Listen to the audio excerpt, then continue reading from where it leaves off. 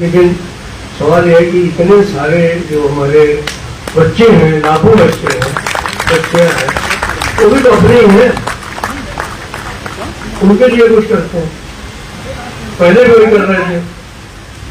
तो आज जो है वो हिम्मत आ गई, और हिम्मत आने में अगर किसी का भी हाथ है तो हमारे साथियों का है, सहयोगियों का है, आप तमाम साथियों का है, हमारे नौजवान तमाम साथी जो है उनका है, कि जिनकी वजह से आज मैं आपके सामने हूँ और कुछ करने की हिम्मत भी इसमें करना चाहता हूँ। जो कुछ भी आज तक हासिल किया है लोगों ने, वो आज सबके प्रयास से ही हासिल करने का काम किया। आप नहीं होते तो शायद कुछ भी नहीं होता। आज जो मर्जी वो लोग कहें यूपीएस के बारे में, लेकिन ये 50% जो मिला है, जब उनको रिटायरमेंट के समय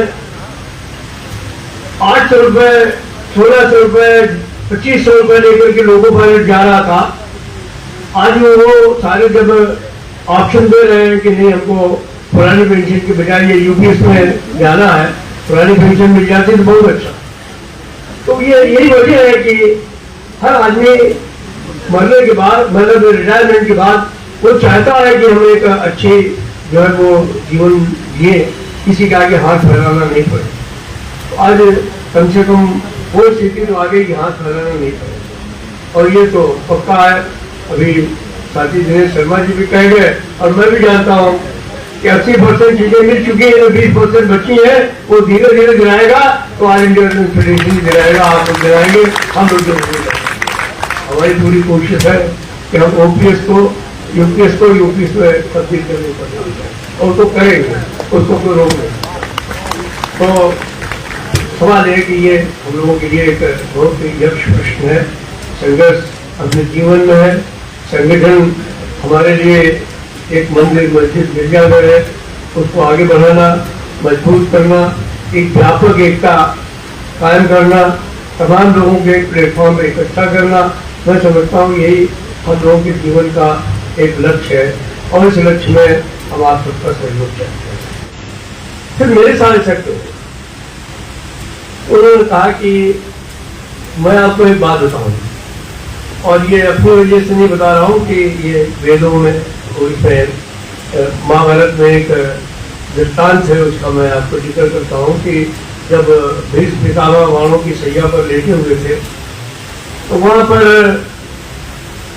जिनकी वजह से उनको ये सैया मिली थी, कौरवों की वजह से, वो कौरवों को देखने कभी नहीं आते, लेकिन कृष्ण और अर्जुन रोज उनको शाम को प्रणाम करने जाते। उन्होंने कहा कि एक दिन उन्होंने कहा कि पार्थ, ये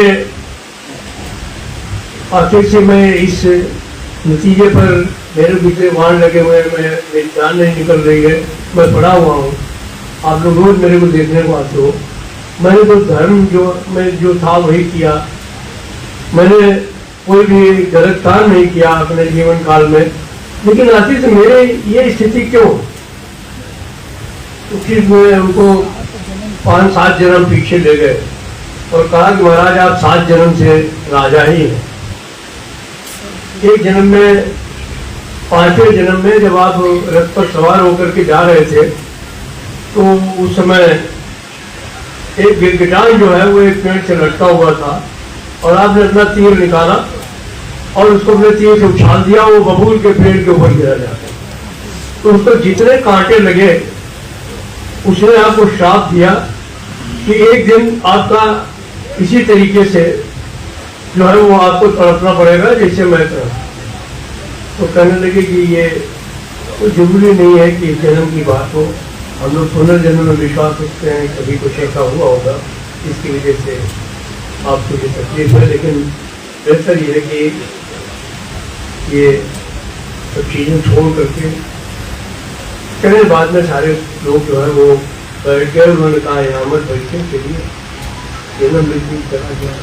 फिर थोड़े दिन तो रहा, बाद में यही याद आया कि ठीक है एक बेटा खोया है, एक छोटी गई है, तकलीफ गई है, लेकिन सवाल यह है कि इतने सारे जो हमारे बच्चे हैं, लाखों बच्चे हैं, वो भी तो अपने ही हैं, उनके लिए कुछ करते हैं, पहले भी वही कर रहे थे।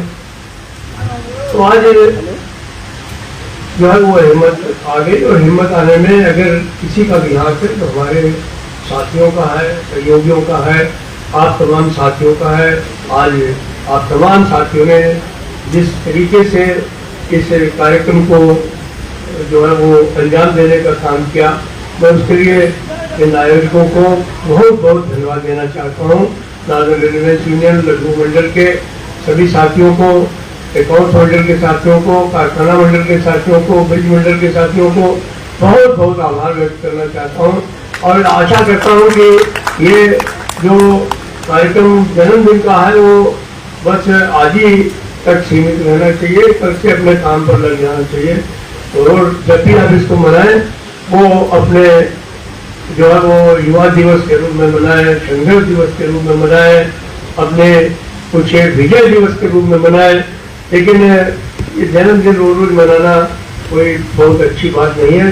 ये बात सही है कि अगर ज्यादा तारीफ किसी के करो तो दिमाग तो खराब होता ही है, वैसे मेरा तो नहीं होगा, क्योंकि मेरा काम दूसरों का दिमाग खराब करना है।